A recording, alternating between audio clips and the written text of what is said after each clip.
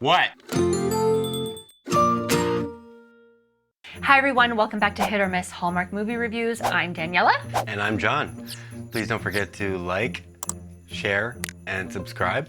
And click the little bell to receive notifications every time we upload a new video. We try to upload at least once a week, so please keep coming back. So today we are reviewing Always Amore. Oh, Yes. So when we found out that Giada was executive producing this one, I got pretty excited.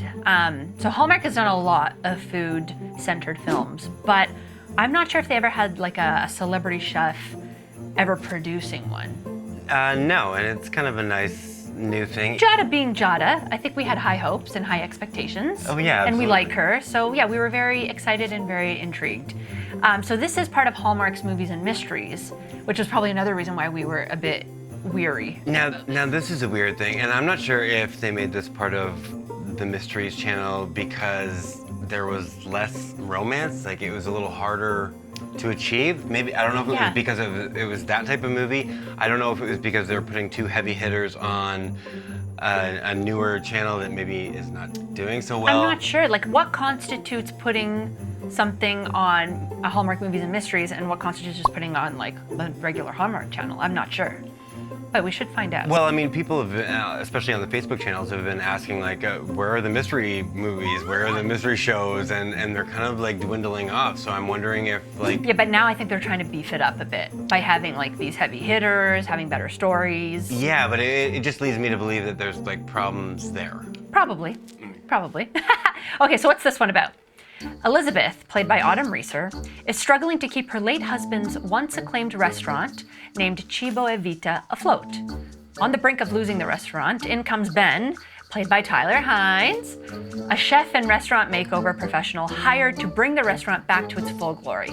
Along the way, we learn about the restaurant's history, Elizabeth's family, whose support has helped her cope with her loss, the head chef's ingenious and original recipes that could help bring Cibo to the masses again, and of course, how to overcome loss, learning to move on, accepting new challenges, and being open to love. Okay, so what did we think here? I mean, I definitely liked this movie more than I thought I was going to. And for some reason, I was skeptical going in. I thought for some reason that this was on the other channel because it was kind of an offshoot. But we knew Tyler was in it, so we had to have like some hope. Yeah, but Tyler being in it just means that it's foolproof. It doesn't matter what it is. You could literally make a Tyler Hynes movie about gummy bears, and it's still going to... That is true. It's still going to be cool and somehow, like, attractive, and so I feel like that is almost a cheat. So I loved this one. Now, the story has been done, and even as recently as February, we saw it in Welcome to Mama's, but that one was disastrous compared to this one. This one definitely had more heart and soul.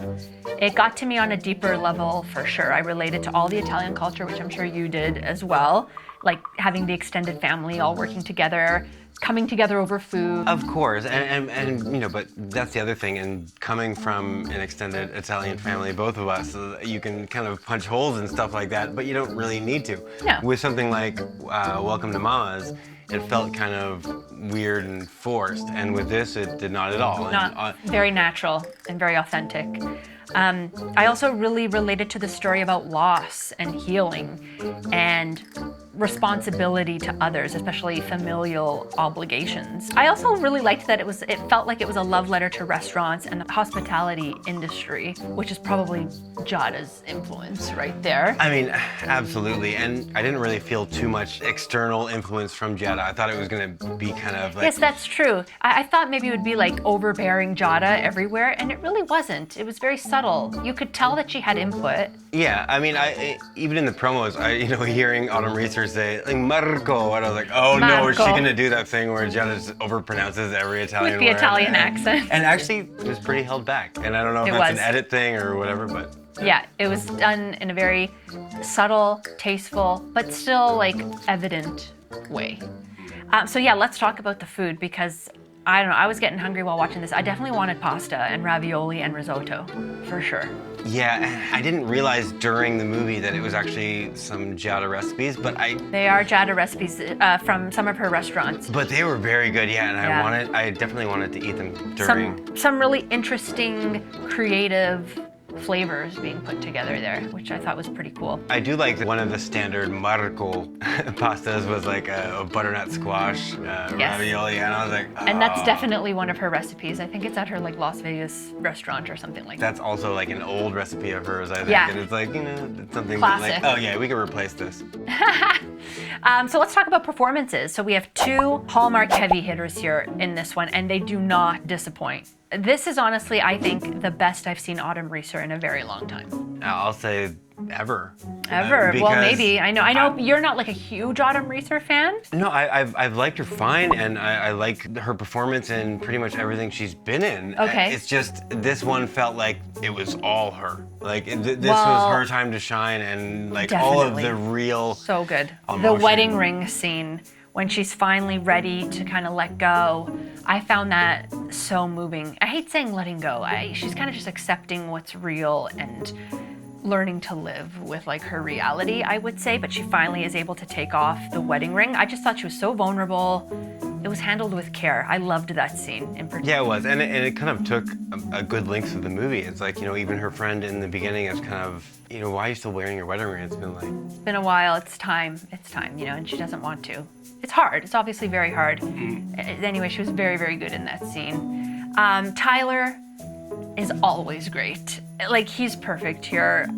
He still has that, you know, laid back, cool vibe that he always does, but it's never annoying. It never seems to be like the wrong choice for whatever character he's playing. Like, he always makes that guy work. He does, but I mean, this is one of those times where I'm actually going to, you know, definitely Autumn Reeser stole the show for me. Like, she... Yeah, I agree though. She took it home for me too. And because of that, I feel like they didn't really need to use, like, Tyler Hynes to me in this movie was kind of a fail-safe. They knew that they needed somebody that could... but I'll take that. I mean, look at the role he's playing. He's supposed to be the guy that comes to fix your restaurant. He's supposed to be Gordon Ramsay.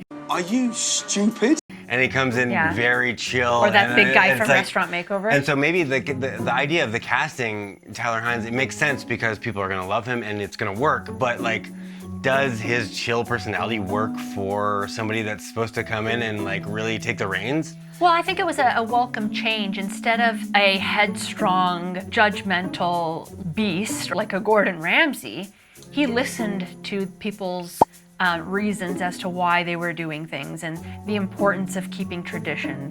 And I don't know, I liked that he was like very calming and soothing when he was talking to them. I liked that approach to it.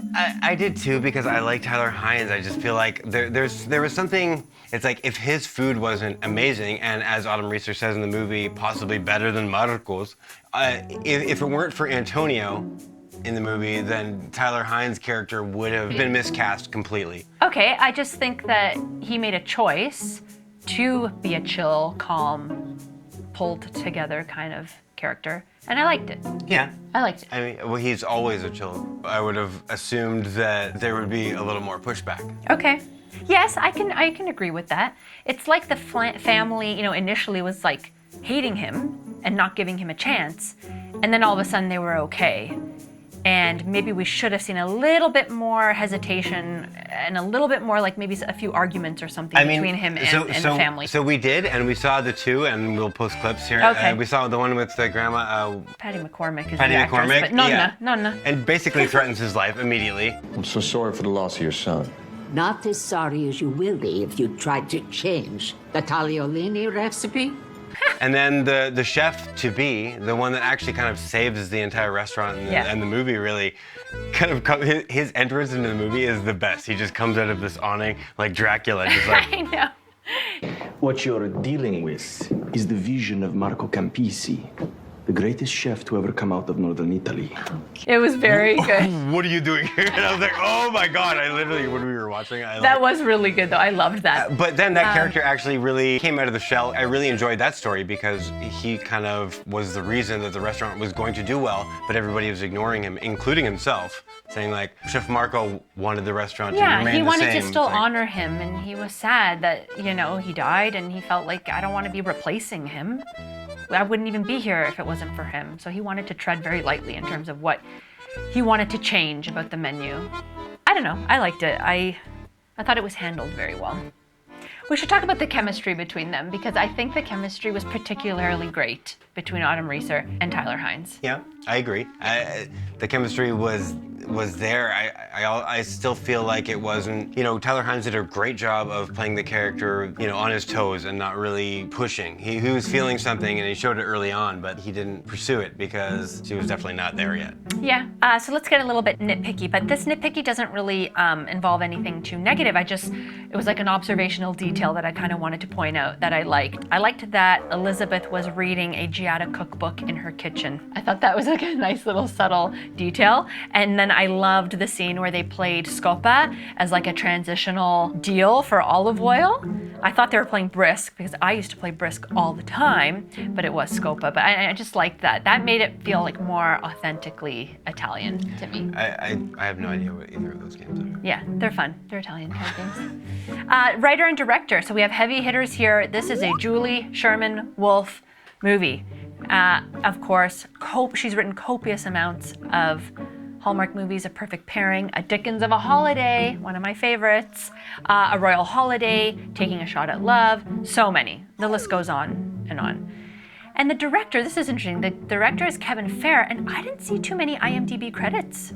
Just like one obscure Christmas story called Our Christmas Journey, which I've never even heard of. But I thought that was kind of cool. I was like, oh, are they taking like a chance on a new director here? I bet. Because that gives us hope. I bet that he's a friend of Giada's. Maybe.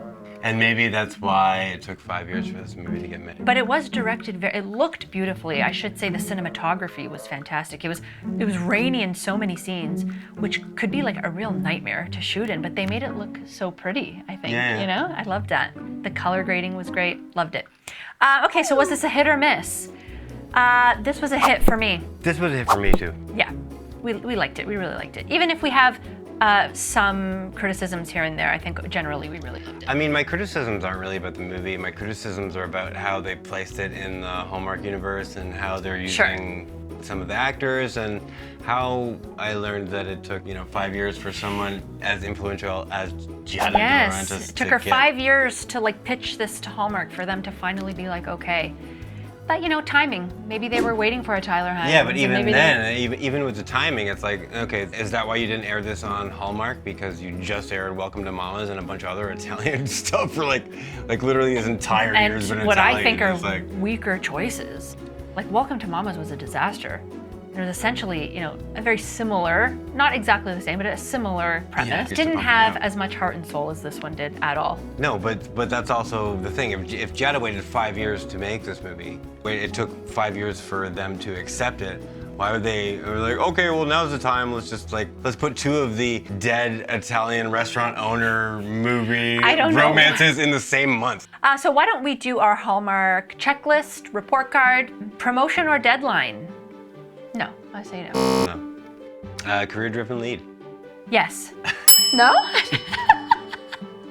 Yes, right? I mean, she's taking over the business. She wants it to succeed. She's the restaurant manager. The chef wants to improve himself. Yeah.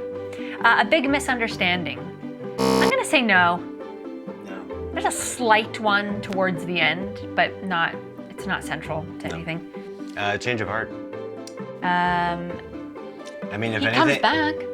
Spoiler, but he comes back. Yeah. So let's say yes, I think, right? Yeah. And there's a bunch of change of hearts here because they become open to making changes to the restaurant, to better the restaurant, right? The family? Well, yeah, that's pretty much the whole movie. I had a change of heart with the Antonio character because Okay. I didn't like him again. Someone gets dumped, fired, or dies. Well, someone dies, yes. No. Because it didn't happen on screen. Yeah. Well, it's never gonna happen on screen. Second romance subplot. No. No. No. Proposal or wedding? No. No. Right? No. No. Travel issues. No. Selling house, business, or farm? Well, no, not really selling a business, losing a business, potentially losing a business. No. No. Okay. Big city, small town transition. I say yes because are they in a small town? No. They just came from multiple big cities. Okay, so then no? No. They almost kiss. No, right? Mad dash to the airport, aka let's go get her. Yes, he comes back and he shows up when they were watching the girl playing the ukulele there. That was sweet. I liked So he it. comes back to her? Yeah. Yeah, so guys, let us know what you thought about Always Amore. Did it hit the Hallmark for you or did it miss the Hallmark for you? Please let us know. As always, we love engaging with you. Leave comments, likes, suggestions, criticisms, whatever you feel like doing. And we'll see you next episode. We'll see you next time. Bye, guys. Bye.